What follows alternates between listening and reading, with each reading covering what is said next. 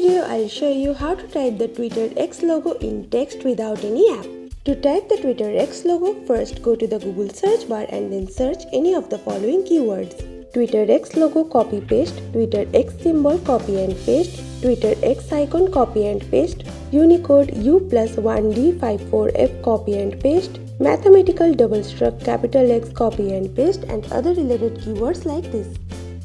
Search by any of the keywords and many websites will come up as the search results from where you can copy the Twitter X symbol text. I'll give you the link of this website and some other websites like this in the video description. Now after copying it, you can paste it in text like this. If your keyboard has Clipboard, then you can also pin it there to save it permanently. Just tap on it to type it.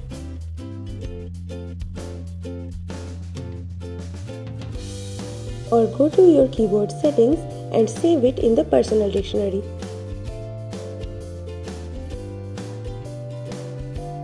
Paste the copied text, add a shortcut for it, and done.